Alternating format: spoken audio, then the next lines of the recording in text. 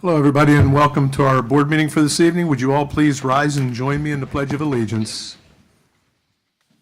Pledge allegiance to the flag Of the United States of America. Republic for which it stands. God, indivisible.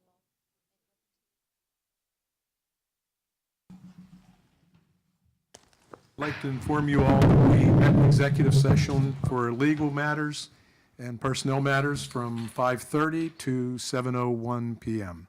We will be meeting for an executive session after tonight's meeting, but there will be no votes taken afterwards, so we won't be returning to public. And we'll move on to our mission statement. Dr. Willicke, would you mind? Take that, absolutely. Good evening, everyone. The Hempfield Area School District, in its commitment to excellence, shall engage and educate all students for personal success through a shared responsibility with the student, family, and community in a safe, secure, and nurturing environment. Thank you, Dr. Willicke. I want to take a second or two here and talk about a dear friend of mine who's almost like a fourth child of mine that just passed away today. He graduated with my son. His name was Matthew Burnsworth. He was a graduate from Hempfield. He was diagnosed with a rare form of cancer 13 years ago and told he had 6 months to live at that time. The reason I bring this up is not for a moment of silence or anything else, because I would like everybody to remember him in your prayers, but go on his Facebook site, Matthew Burnsworth. Some of the things he said over the last 13 years reduced me to tears, but also made me as proud of a person as I could ever be. His fight with this terrible disease, his outlook, his love of God, love of life, love of friends. It's worth looking at his Facebook and reading it. So I just share that with everybody because he was a graduate of Hempfield, and he is a true, strong hero, trust me. So we'll move on to superintendent's report. Tammy? Thank you, Dr. Bompiani. I'm going to share some links that are included on our agenda. Some of these were just added today. The first is our health and safety plan. So this is a template provided by the Pennsylvania Department of Education, and school districts are required to submit their health and safety plan to the state after board approval and no later than July 30th. So information that I want to provide is an update. Since our last meeting, the board met on June 21st. At that meeting, we had some discussion in regards to the template that was being provided and what would be required of us as a school district. And we specifically discussed the wearing a face mask. There was a letter then generated on June 22nd, a parent letter with a survey attached, which was sent to all parents via our Skyward and Remind. We had 40 responses on our parent survey, so those are attached to the agenda for all to see. What we did was just pulled the responses, those 40 responses of comment, just to be shared so that the voices are heard of those that chose to share. So since that time, our team has been working to put together a plan, and we're going to share that here with the board this evening. And if there is support, then it is included as a board motion. So the CDC did provide guidance on July 9th. So this is rather new and information that we have reviewed and incorporated into our plan. The Pennsylvania Department of Education is not developing their own guidance, but rather they are directing school districts to the guidance of the CDC. A strong preference has been indicated for a return to in-person instruction.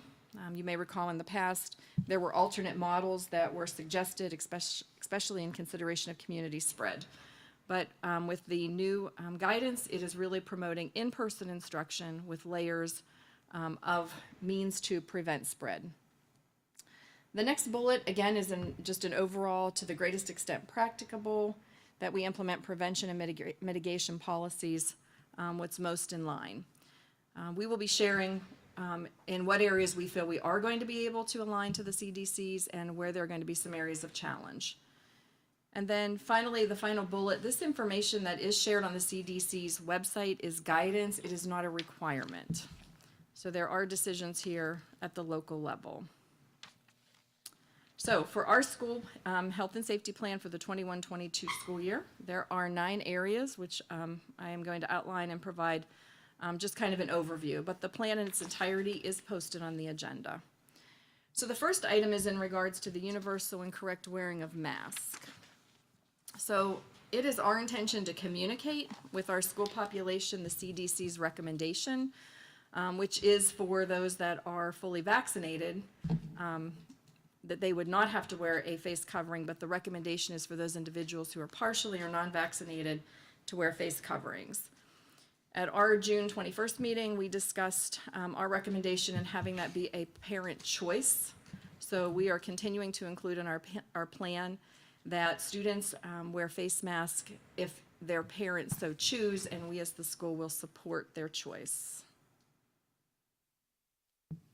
The only exception to this is in regards to the federal order that was issued in January 2021, and we do have a link here, which requires face coverings on public transportation. So unless this order is lifted prior to August 26th, our students will be required to wear face masks on school buses. There is information included on the slide and in the plan that the driver does not need to wear a face covering if they are the only person on the bus. So that is, again, an order that we will have to follow, but will provide the option for families otherwise. The second item is in regards to physical distancing. So we are looking at welcoming all students back to school on a daily basis. We are not looking to include overflow rooms. So therefore, there will not be the social distancing that we had last year, where we were really striving to maintain that distance in the classroom and lunchrooms. However, just to be transparent, last year the school bus was an area where we were unable to provide social distancing. So already last year we were doing the same to the greatest extent possible. It's just with many more students in our schools on a daily basis, there will not be as much social distancing as there was last year. We are continuing to offer a full online program for any student in grades kindergarten through 12. So if there are parents who would prefer this mode of instruction, it will continue to be a Hempfield Area School District program. And more information, there was a survey that was released several months ago, and we asked parents if they are interested to please reach out to their school's principal as soon as possible, because we are looking at that enrollment and particular schedules for those students. So we will work to promote social distancing where feasible, but again, that will be very challenging given the fact that all students are being welcomed back to school on a daily basis. The third is in regards to hand washing and respiratory etiquette. So we will continue to promote good hygiene among our students. Our teachers will remind students of hand washing. We will provide hand sanitizer in high traffic areas. And continue, especially with young children, to remind them of using a tissue and washing their hands after sneezing. So those good hygiene practices will continue to be promoted. Number 4, cleaning and maintaining. So high-touch areas will continue, of course, our daily cleaning. This was an area of focus prior to the pandemic. I know Walt Edged, our custodial supervisor, was really working and looking at how to reduce the spread of the common cold and the flu in our classrooms. So continuing, and our custodians have they did a phenomenal job last year in keeping our schools open and maintaining cleanliness as much as possible, especially in those high traffic areas. A continuation of number 4 is in regards to ventilation. So this is an area that we will be providing for the school board in August, a board motion to have a company actually do an assessment of our air quality. And as we're looking at air quality, it will require this to occur when the students and staff are in school, because it needs to be an assessment when the buildings are in use. And we know that ESSER included a lot of information in regards to air quality, and it is a means of the utilization of those funds. So we are going to be asking for board approval in order to have this company do an assessment and share with us where we can make some improvements to improve the ventilation within our schools. And there are some other areas listed here under the next bullet in regards to some things that can be done additionally, such as, looking at how can we bring in as much outside air as possible. We know in the wintertime that's not going to be as easy as it is here as school begins at the end of August. We're looking at HVAC units, and are they maximized in their capacity, looking at filtering, cleaning to provide as much air filtration as possible, using exhaust fans in restrooms and kitchens, having our buses, having the windows open when possible. So looking at what means can we use in order to improve the air quality within our schools. So much more, and we will be sharing information as that becomes available as to what recommendations we may receive and how we can utilize some ESSER funds in that regard. Number 5, the state requires for us to share how we are going to support contact tracing in combination with isolation and quarantine. So we are going to continue to encourage those who are symptomatic to stay home, and we will continue to communicate the common symptoms, especially those of COVID-19, so that individuals continue to self-assess.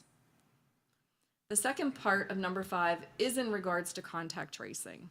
And I know while some would prefer that we no longer have to contact trace, this becomes quite a challenge.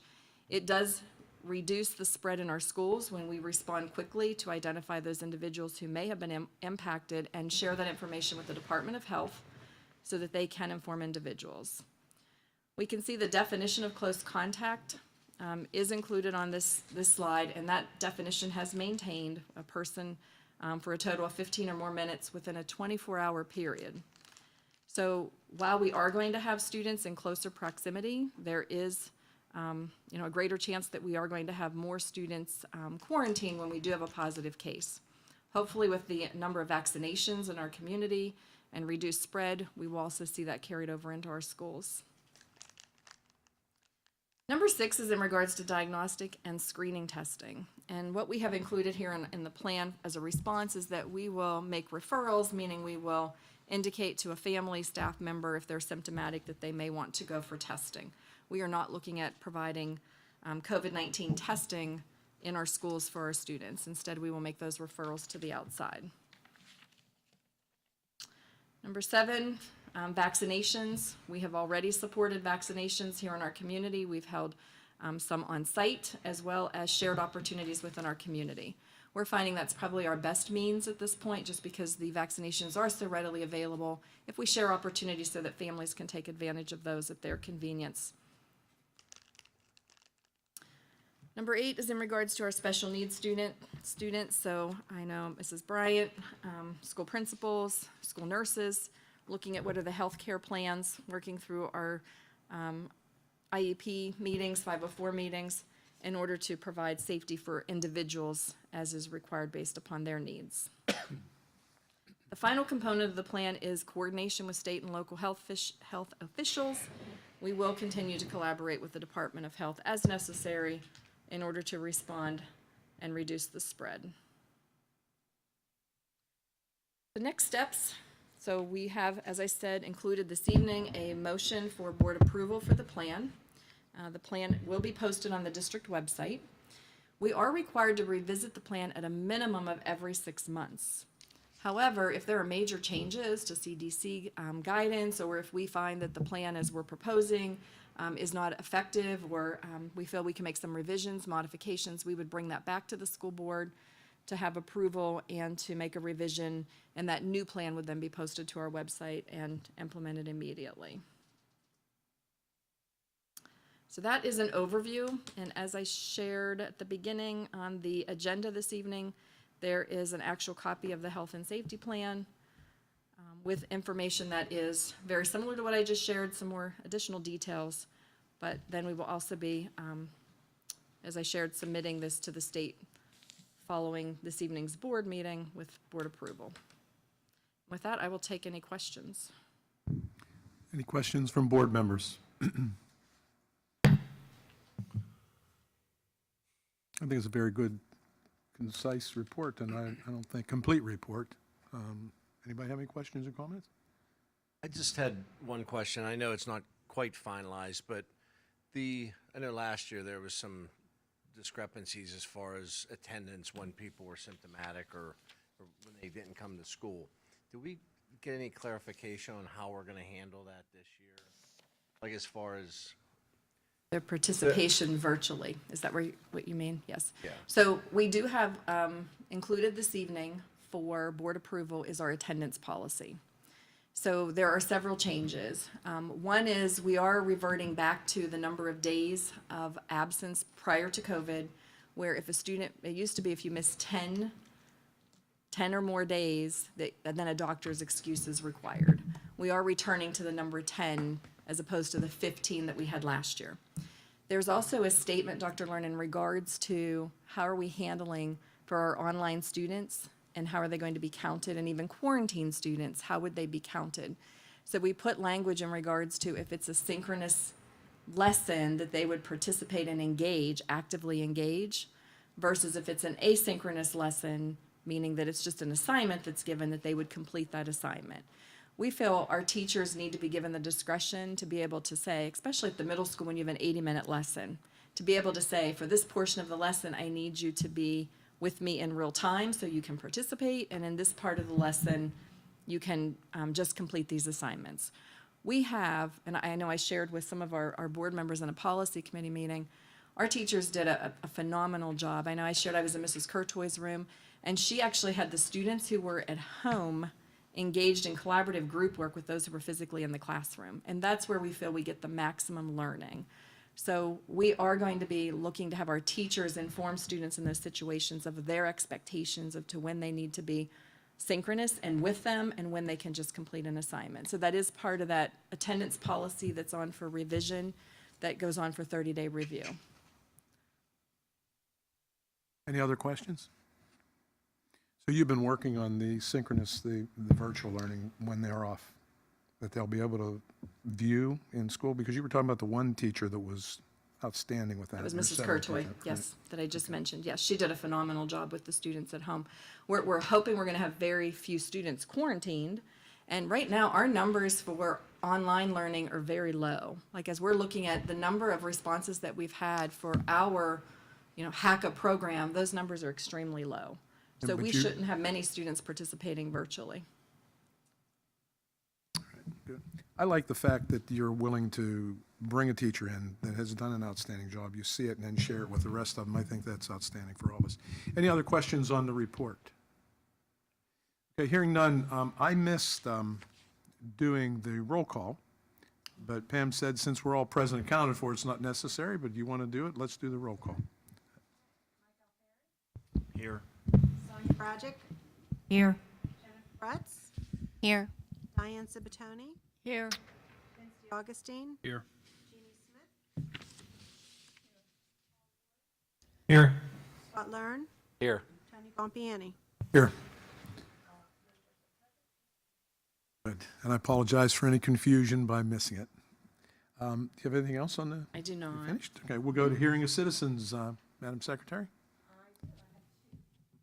One is an agenda item and one is not, but Tammy and I Please do, yeah, it's easier. First is Michael Cirque. If you would like to come to the microphone, we can hear you best.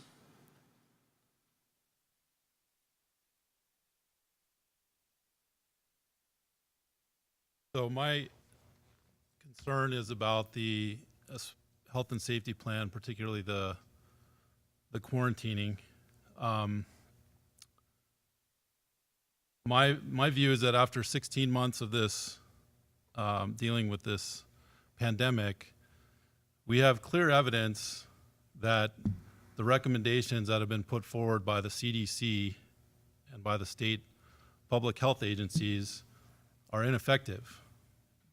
There's no evidence that giving stay-at-home orders, closing businesses, closing schools, doing 6-foot distancing, cleaning surfaces, contact tracing and quarantining, or wearing masks. There's no evidence that any of these things did anything to reduce the spread of the virus. And this is consistent with data going back decades. They've done studies on these things for decades and shown that none of these things work. These were novel mitigation strategies that were put in just for this pandemic. It's simply not possible to control the spread of an easily transmissible airborne virus by doing these things.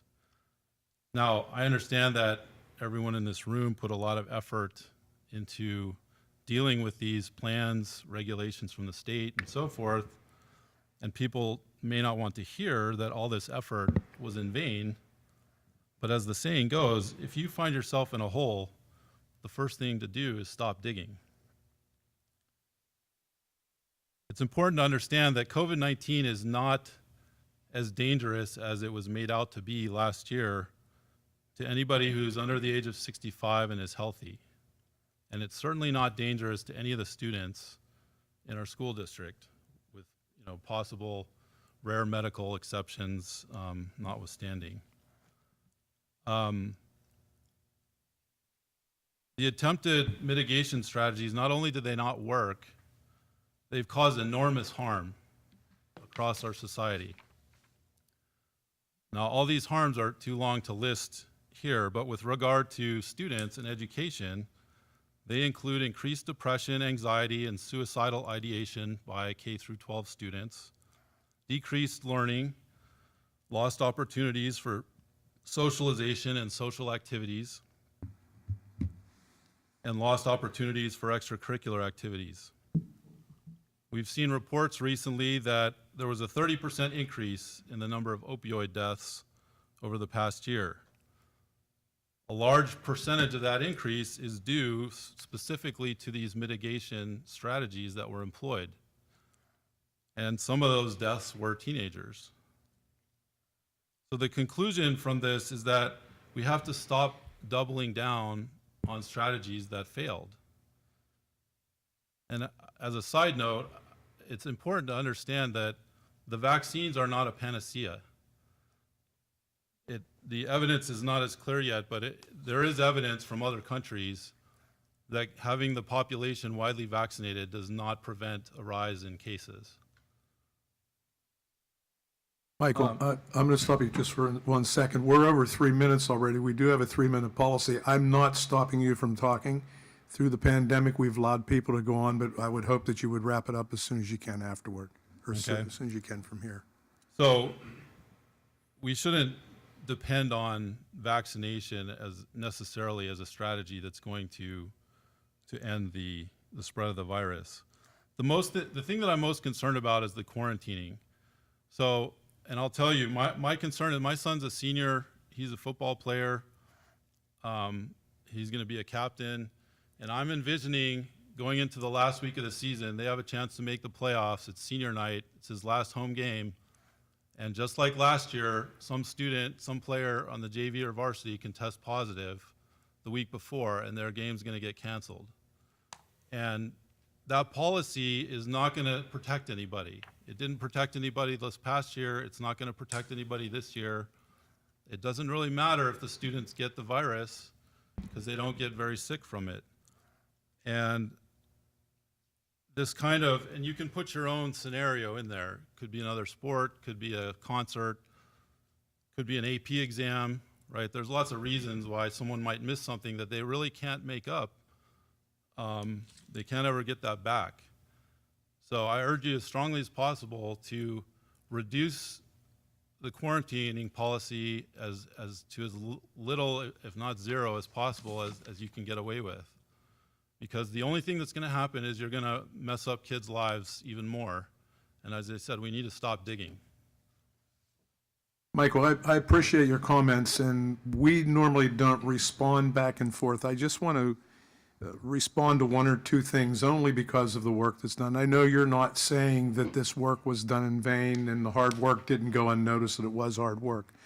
I think that the plan that Dr. Walicki has come out with really addresses a lot of that, and there's a lot of concern. I mean, we're all concerned about the upheaval in our children's lives last year. There's none of us that aren't. Many of the things you're talking about, though, and referring to, these are handed down by state law, state order, whatever you want to call it. Our hands are tied. We have to follow those rules. That's the way it is. Now they're recommendations, and you can see that we've relaxed everything. We're not following much of anything to the T, even the social distancing, only what we have to do. We're going to do it as best we can. I think it's important for people like you and myself and everybody else to understand Every citizen has an opinion, and not everybody has the same opinion. Some people feel that everything the CDC is doing and saying is true and gospel. Some people think that cleaning everything and making everything pristine, even though there is an aspect of science that says that's not right, some people believe it is right. So we're not forcing down anybody's throat from this school district anything that supports one side or the other. We're following the law set down to us. We're following what's mandated to us only. We're trying to use the recommendations as loosely as we can, not only to protect our kids, but moreover, to protect them from depression, to protect them from losing their school memories and their school events and everything else. And I see the duplicity with football or any sport where they're playing professionally and they don't shut those down, but they do restrict the people from playing. I understand that, but again, we've got to refer to the PIA and the WPIL. We've been very strict to try and support our athletic director, pushing our thoughts to it to open up as much as we can. So we do appreciate your comments, but I want to make sure everybody understands there are more people out there than just one train of thought, and I know you understand that too, Michael. Dr. Bumpy, yes. if just briefly, because Dr. Walicki did obviously a great presentation, and covered all of this, but just so folks at home understand a little bit more about the legality. The CDC recommendations, as you heard, are now recommendations. They are not mandates. There are two mandates, essentially, we're still required to follow because they're not coming from the CDC. The first is, as Dr. Walicki said, complying with the federal transportation order related to school buses. The second is the contact tracing quarantining, which is coming from the PA Department of Health. Again, I think if, as you indicated, if you look through the health and safety plan piece by piece, you will realize that it is really just those two things we are mandated, and other than that, have largely followed the new mission that the CDC has said. What the CDC has said is that our priority is now in-person school, and that is what we have tried to do. Thank you. Michael Korn's our listener, and thank you for saying it so much better. I appreciate it. So move on, Pam, with the next hearing citizen. White.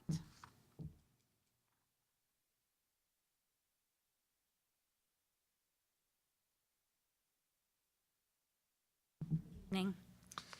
It's come to my attention that at West Point Elementary, they'll be eliminating one fourth grade classroom for the upcoming school year. With this elimination, students will be in classrooms with roughly 28 other students. As a concerned parent and educator, I'm extremely concerned about this proposal. I find it terrible that our administration is planning to put so many children in a classroom while we are still in a pandemic. Dr. Walicki, last year, I heard you stand up for families when you helped design the safest classrooms possible for our students. Yet this school year, we're not only returning to full classrooms, we're adding roughly 10 more students to each fourth grade roster. How can you manage to control the spread that will most likely occur with nearly 30 children per room? You cannot.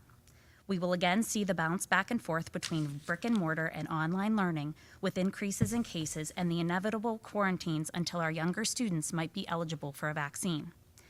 Additionally, these are students that ended second grade online, spent about a third of their third grade school year online, and now will have to compete for the teacher's time and attention.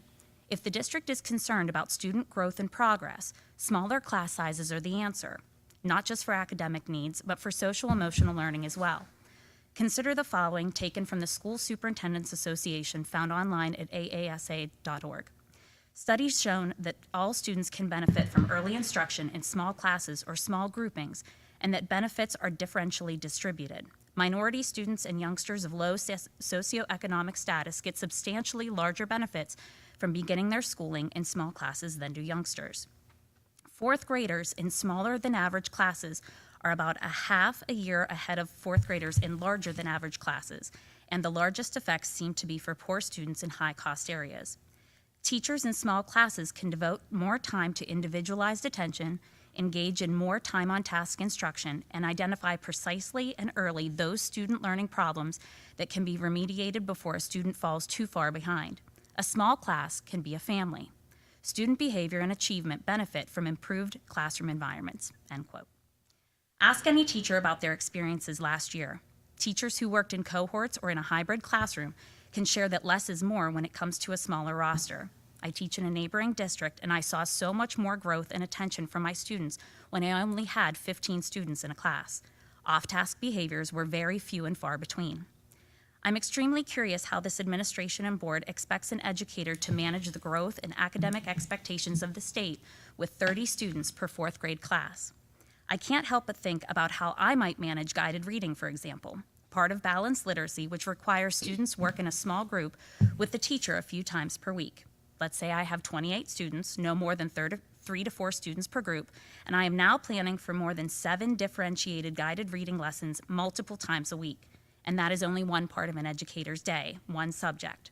What often happens when too many students are crammed into a room is that the teacher only has time to teach to the middle, so to speak, leaving very little time for remediation of struggling readers or the enrichment of our highest achieving students. I urge the board to reconsider this proposal and open another fourth grade classroom for our West Point students. Thank you very much. Thank you, Sarah. I appreciate your comments. And we can get back later. Sure, I'll be happy to follow up. I'll just share, we're a little early in the process, but we are monitoring our student enrollment. And I did share with the board, I updated information that I had sent to you and included the numbers across the district, so you're able to see all elementary class sizes.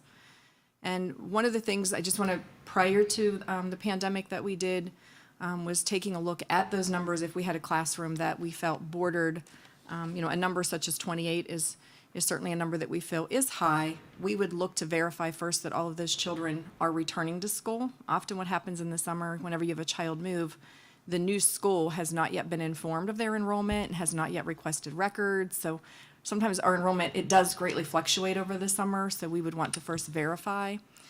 We also sometimes have children attending a school other than their home school within our district because maybe their parents work closer to one of our elementary schools. And so we would go back to review those requests, which I know parents want us to approve those sooner. We always hold off until August for this very reason. And then in the past, we have added teaching assistants to classrooms when the numbers were higher. Last year, unfortunately, because we were using our interventionist and reading specialist and other ways to provide for that smaller class size, they were unable to provide intervention. So as we are returning to a more normal process, we are going to have our reading specialist, interventionist, once again, providing support as children are in larger classrooms. So I just wanted to mention that. But Mrs. White, I'm happy to follow up with you, and Dr. Riefanak as the Assistant Superintendent for Elementary as well. We're happy to share, to respond and share where we are in the process. Thank you. And thank you for coming, both of you. We appreciate your concerns and comments, and it does stimulate us to thinking and asking questions as well. We'll move on to solicitor's report. Michael, anything? I believe I already addressed the health and safety plan, so nothing further at this time. Okay, thank you. And board secretary's report, anything? Okay. Scott, would you mind asking for the motion for the minutes? Yeah, the motion listed there, but for the minutes to be approved June 7th, 2021, the pre-agenda, and June 21st, the regular meeting. Second? Second, Mike. Any questions or anything on the minutes? Hearing none, all those in favor, please signify by saying aye. Aye. And any opposed? Motion carries. The minutes are approved. Thanks, Scott. Buildings and grounds, Vince? Nothing to vote on this evening. We did have a meeting Wednesday, July 7th. Quick update with that. We received updates from SiteLogic and Core Architects regarding our feasibility study. We also received updates from our athletic director regarding the timeline and installation of the new track and turf. And our business manager discussed the access road, also talked about the need to replace 2 cooling towers. And I think they're going out for a quote soon. Received. We anticipate having something for the board to consider in August. I think our next meeting is August 9th. Yes, it is for the committee. That's all I have. Thank you, Vince. Any questions from the board members toward Vince or any other member of the committee?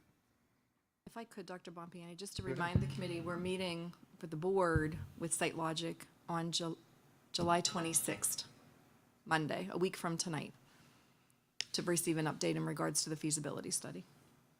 Thank you. All righty. Thank you very much, Vince. We'll move on to educational programs. Jeannie? Thank you.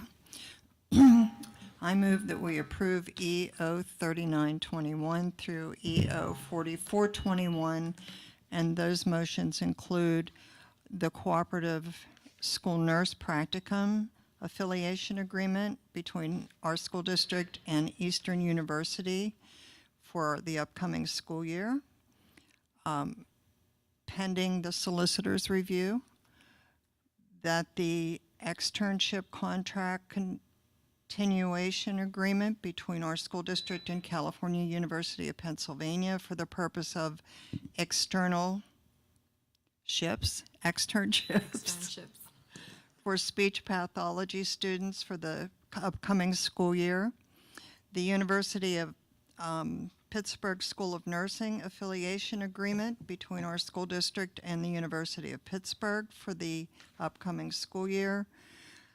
The linkage agreement between our school district and Achieving True Self for the upcoming school year and the following school year.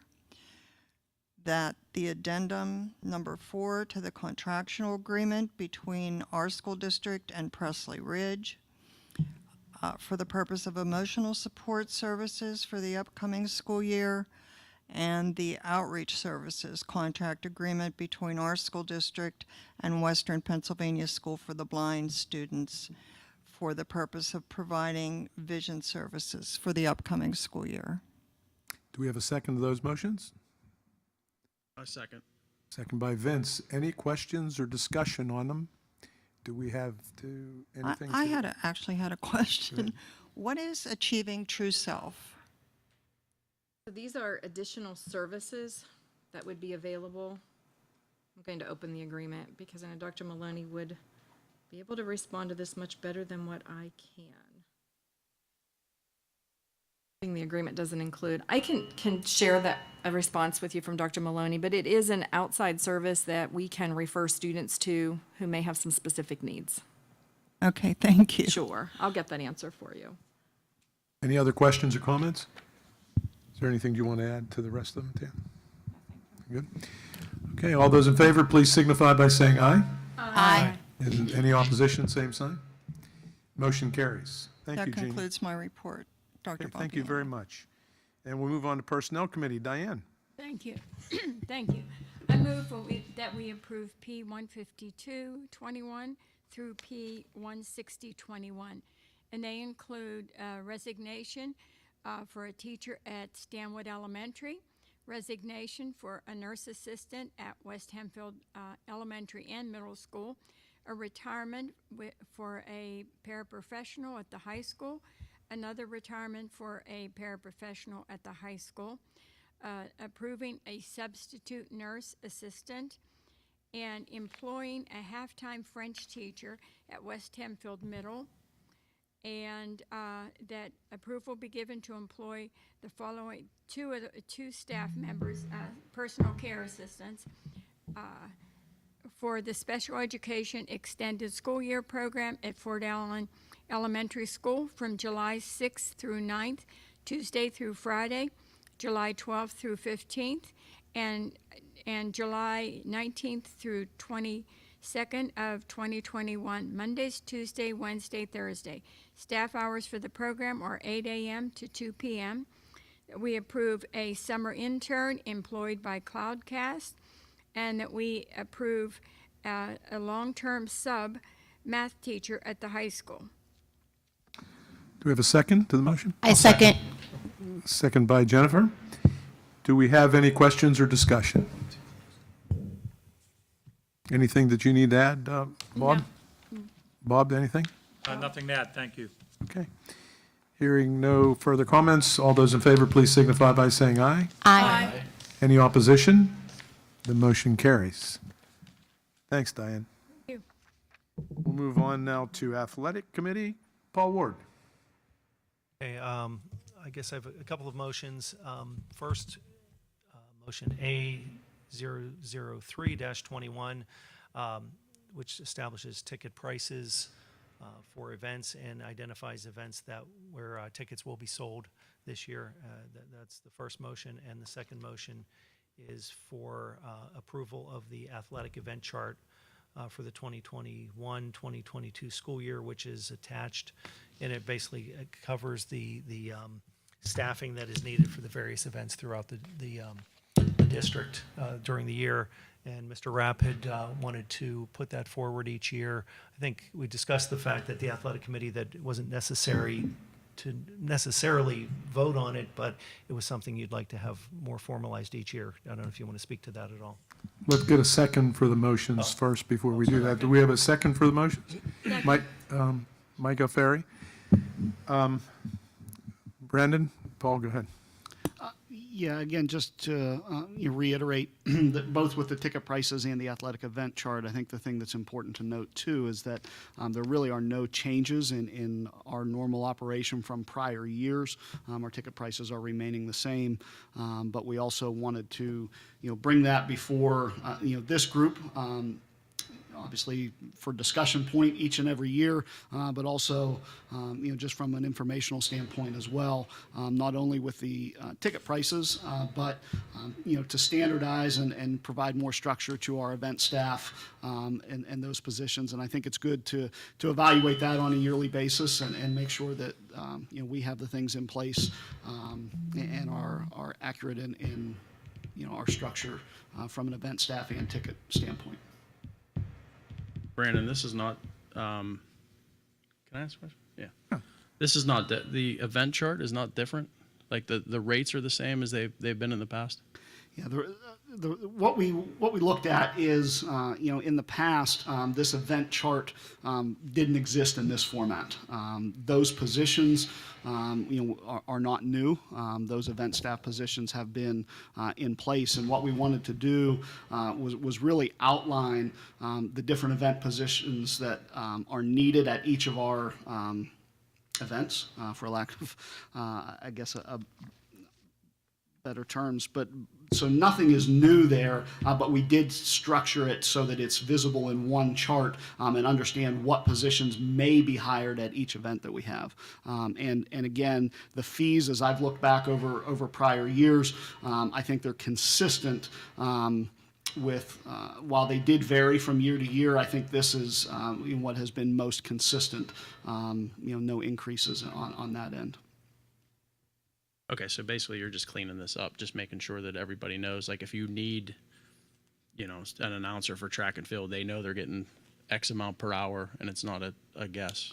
Right, it's not Okay. an arbitrary number that we're pulling out of the air if we would need to hire any of those. All right, so you just got it on paper. Okay, Ooh. thanks.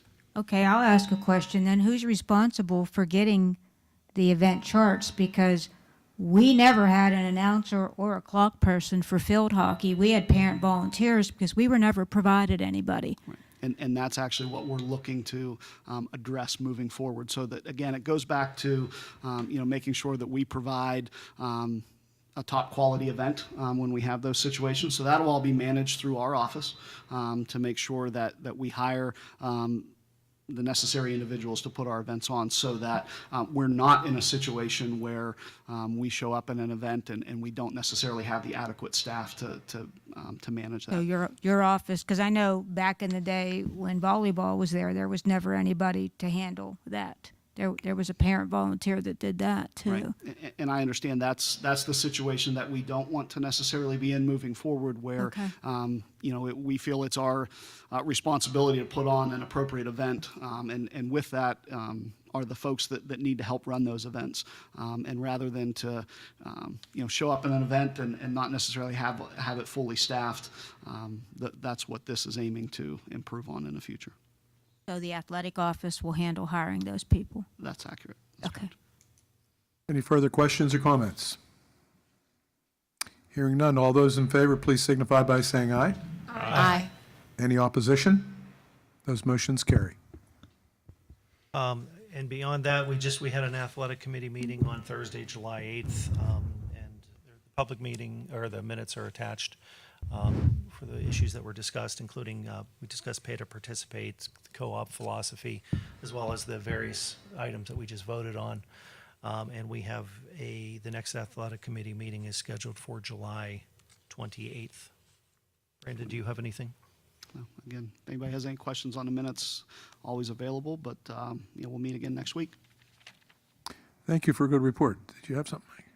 Okay. I want to remind and thank you, Paul. We'll move on to supplementals, Mike, but I want to remind everybody, when you speak, go right into the microphone so people can hear us back outside. Yeah, go ahead, Mike. I'd like to approve motion S023-21, resignation of a assistant JV girls soccer coach. S024-21, to approve the position of a head varsity girls soccer coach, a head varsity girls volleyball coach, and a head 9th grade girls volleyball coach. The numbers are there, and we recognize an individual as a volunteer for girls volleyball. S025-21. Do we have a second to that motion? Second. Second by by Scott. Any discussion or questions? All righty. Anything to add, Brandon? Just excited to, have our head coaching positions filled, and we're excited for the fall. Okay. All right, thank you. There's a supplemental meeting next Wednesday, I believe. Okay. Well, we have to vote on these right now. 28th. All those in favor of the motion, please signify by saying aye. Aye. Any opposition? Motions carry. And Mike, you have a meeting the 28th. Yes. Okay. Anything to add? Anything else? Tony, real quick, can I ahead. just, if I can go back to athletics real quick, I was looking at the minutes. Is it, I know it says that it was recommended that the pay to participate be suspended. Is that something we will vote on?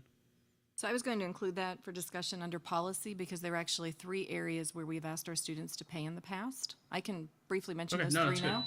No, we wait till Okay. policy. Thank you. Good order. Sure. Okay, so we'll move on to Finance Committee. Sonia?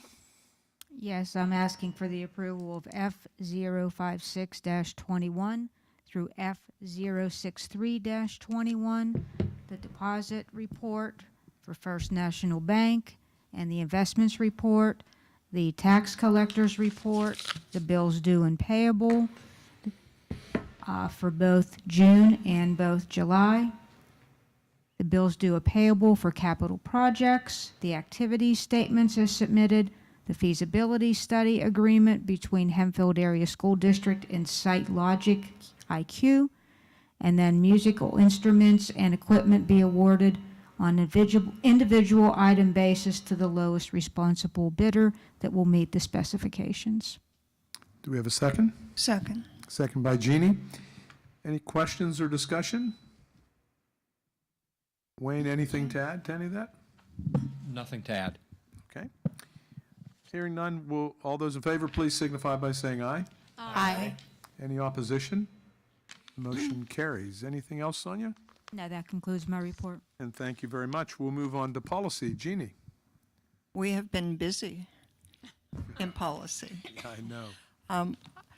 There was a new policy that was written, and that was on threat assessments, and that caused language changes to be made in several other policies, which are mentioned here. Trauma-informed approach, attendance, weapons, terroristic threats, threat assessment, school wellness, hazing, bullying, cyberbullying, dating violence, emergency preparedness and response, policy 805, which is an attachment to the safe to say procedures that we have, and the school security personnel. And Dr. Willicke, do you want to speak to the attendance, perhaps, to tell the change in that? Sure, and I think I did part of that with Dr. Learn. So we changed the number of days. Prior to a student requiring a medical excuse, we reverted back to our 10 days, which was prior to the pandemic. And then the second piece was in regards to what is considered being present for a class that is online. So looking at synchronous versus asynchronous, and having the teacher give the direction when the student needs to be participating synchronously, whether it's for the whole or a portion of the lesson. And of course, synchronous is requiring the completion of the given assignments. So the policy has been updated in those 2 areas. Thank you. Thank you. And so I move that we approve PO 2621. And I think If we can, we'll do these separately because that's completely different than the, It's fine. is that okay? Than the fundraisers, which are coming next. You need a second on that one then, Junie? So you made the motion for P2621? We do need a second, Sonia. I second then. Second by Sonia. Does anybody have any questions on the first motion? Did you need to comment on any of the others, Dr. Willicke? Comments pertaining to that at all? I Okay, don't, I don't think there was, as you shared, they were all in relation to the threat assessment. all those in favor, please signify by saying aye. Aye. Any opposition? That motion carries. Okay, then I ask for approval of PO 2721 through PO 3121. These are fundraisers. The high school girls basketball booster organization wants to have a car wash. The high school boys soccer parents club is doing a lottery ticket in September. West Point Elementary PTS has several items for the school year listed. And West Hempfield Middle School, 8th grade, is going to sell Sarah's candy bars.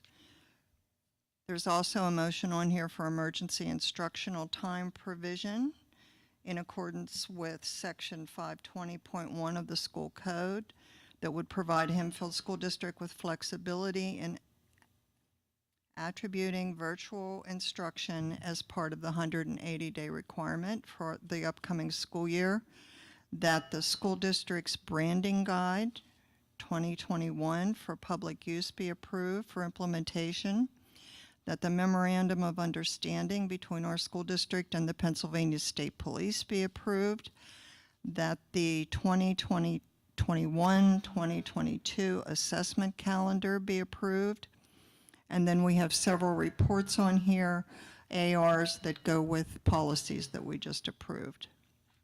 Do we have a second to that motion? Second. Paul? Second by Paul. Are there any questions or discussions on this? Okay, you wanted to add, Tammy, with Vince, right? That doesn't fall under here for the pay to participate. Not yet, okay. Right. I was just going to comment on the branding guide. Go ahead. So I just wanted to recognize that there was a committee that worked very hard to pull together a branding guide. I'm not sure if you've had an opportunity to take a look. Our website has been refreshed, so the information that's included in the brand guide was then used by Edleo in order to align our website to using our specific chosen colors, the shade, the specific shade of the color. We are going to be posting this brand guide to our website and promoting this so that others begin to utilize these, so that as anyone were to see, you know, the color, the Spartan head, the font, they recognize that that is Hempfield area. As we're looking at our new track and turf, we're looking at using similar shades of the color, looking at the logo, and we realize this is going to be a process in first communicating this so that it becomes widely used in our community. But we do want to have an official recognition that this is Hempfield Area School District. So I just wanted to take just a quick moment there to recognize the committee. They're continuing to work, taking a look at perhaps a monogram, perhaps a second logo. We're looking at standardizing some of our practices, such as how district employees and their titles or signatures on their emails. We put a lot of time into looking at our district letterhead, just trying to make it more professional and official. So I just wanted to share that publicly because I believe that was a lot of hard work and something that will continue to move the district forward. With the new information, do we have questions, Paul? Just a question. So these guidelines are intended to be used for any district funded uniforms, but also if boosters are paying for them, correct? Correct, Okay. because we do want them to look and to be more of Hempfield area as opposed to using a different Spartan head as an example. Yeah, no, and I wanted to clarify that because I think that was a comment that had been made.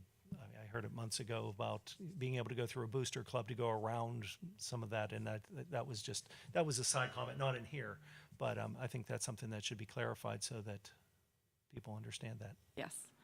Any further questions or comments? How is that information then going to get out to the booster clubs that are ordering T-shirts. I mean, 90% don't order or pay for uniforms, but they order warm-up suits or shirts for the kids. How are we going to get that out for them? It will take some time. I look for this to be something over the years to make known that we have an official, but I think with our booster groups, we have the contact with our athletic director, with the elementary schools through our PTOs, posting it on our website, something we can push out through our Facebook page to make folks aware that we have this. So I think it's just the more that we can spread the word and it begins to be utilized, I think that will help it to become something that becomes more common. Okay. Any other questions? Hearing none, all those in favor, please signify by saying aye. Aye. Aye. Any opposition? The motion carries. Anything else, Jeannie? No, we do have another meeting, and I was thinking it was down here. We did set another meeting. August 4th. Look on my phone. I found the battery's like nearing the end. Let me see if I can get it before it. It's policy, August 4th, 9:30. What, August 4th, 4th? At 9:30. 9:30. Thank you. Did you want to? I do. There are three areas that are in relation to policy that I do want to bring up. And the first, pay to participate, was mentioned. Thank you, Mr. DeAugustine. So the athletic committee had discussion, and as you recall, for the school year that just concluded, we did decide to suspend the pay to participate. That is an area that we would like to once again, for the upcoming school year, suspend pay to participate, as we're looking at the impact of the pandemic and how it may have negatively impacted our families. We feel not including that fee for this upcoming year provides access and equity for all students. So if there is support, we will then bring forward a motion for that to be suspended once again. The second is student parking, and I'll certainly provide time for discussion. I'm going to go through all three first and then open that up. Student parking, we suspended the fees last year to promote students driving to school because we feel that reduces the number of students on our school buses, which again promotes social distancing. So we are going to be recommending again for the upcoming school year that we not charge students to park. There will still be the procedure that they will have to go through to register so that we know who is driving to school and which vehicle and so forth, but there would not be the associated fee. The third area in which we have charged students in the past is in regards to Chromebook insurance. And in that area, we are looking to continue the practice, and we are recommending the same fees. Unfortunately, last year, because of the large number of devices that we distributed, we had a high rate. Our repair costs were $107,000 for the past school year for Chromebooks due to damage. So this year, we're looking at a continuation of the rate, which was $25 if the family has a single student. If two students was $40, and it was maxed at $60 for 3 students.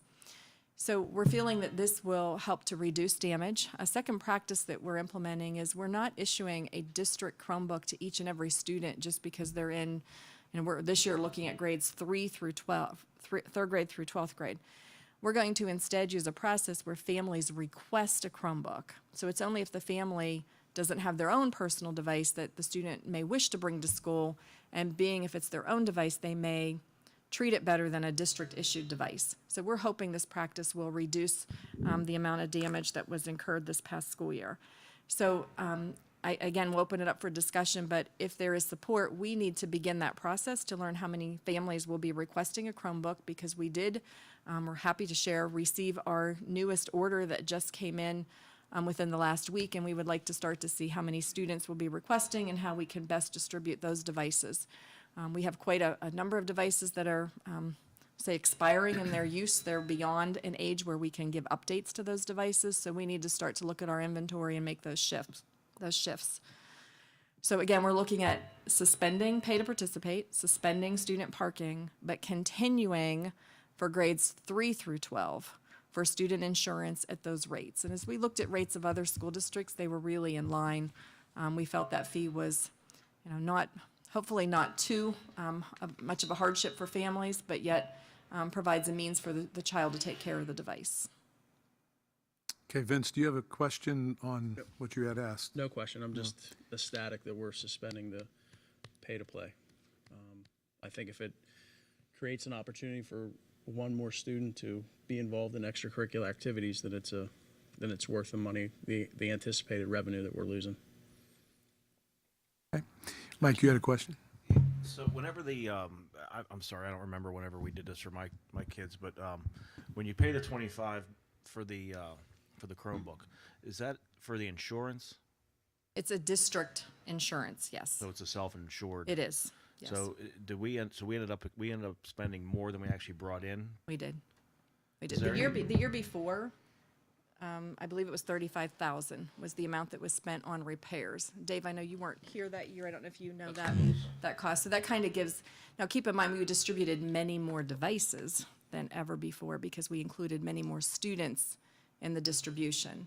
But yes, we went from 35,000 to 107,000 for repairs. So, I don't know. This has been a crawl of mine forever. I think we'd like to come up with a way to somehow, maybe whether it's in the classroom, explaining to the kids and possibly the parents the expense of this. I mean, I was talking to Brandon from Cloudcast, and some of the ways we get these things back, it's disrespectful, really. It is. So I'd like to come up with some type of a way. And frankly, if the 25 doesn't cover it for certain scenarios, we're going to have to bill that. I mean, that's a pretty big expense. It's really, I know if a parent goes and spends $300 or $400 on a cell phone, they're going to make sure that it's protected and it's taken care of. And I just don't want people to think that these are just, things that they can just throw around just because somebody else owns it.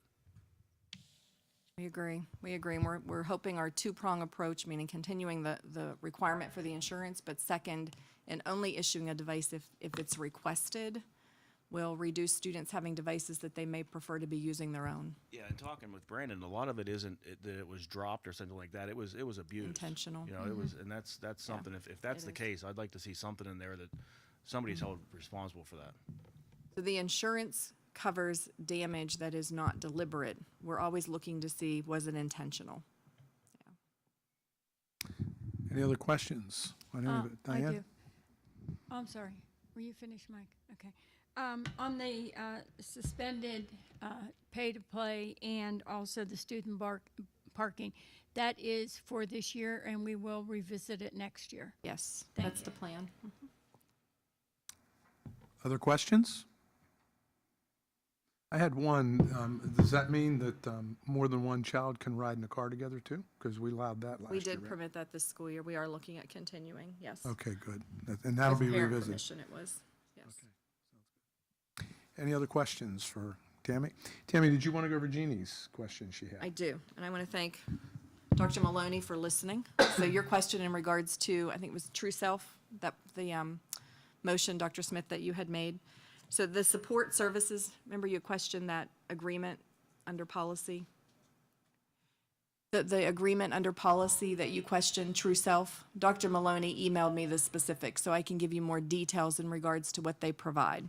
Okay. So they provide applied behavior analysis, intense behavior therapy, wraparound services and training, and it's more specifically for students that are that have autism, autism spectrum disorder or other similar related. So that's the specifics of what that service will provide.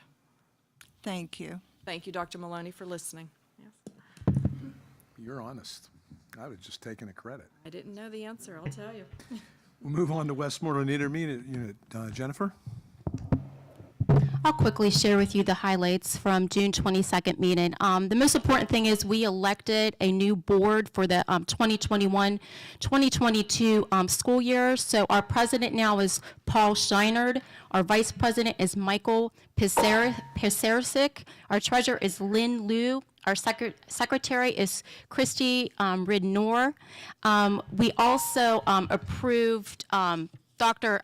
Jason Conway's salary for the 2021-2022 school year, and approved the annual salary for Kimberly Bush, a human resources administrator, also for the 2021-2022 school year. We approved also hourly rates for the nurses, an RN and an LPN. Let's see. We approved the non-public budget, transition service budget, and early intervention state budget for the 2021-22 school year.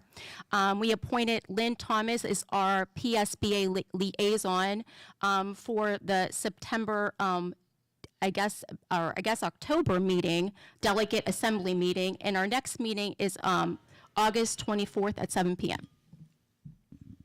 Thank you, Jennifer. Any questions toward her for the IU? Okay, thank you very much for a good report, and we'll move on to technology. Jeannie, anything? I have no report, and I think Dr. Willicke already talked about the insurance, so Good. nothing else. Thank you. And Central Career in Westmoreland, Scott, still on vacation? We are still on vacation. We are not having a meeting this month, but renovations are continuing in some of our programs, and looks to be on track for the new school year. So, Thank you very much, and would you mind taking the school board report and those motions for me, Scott? glad to.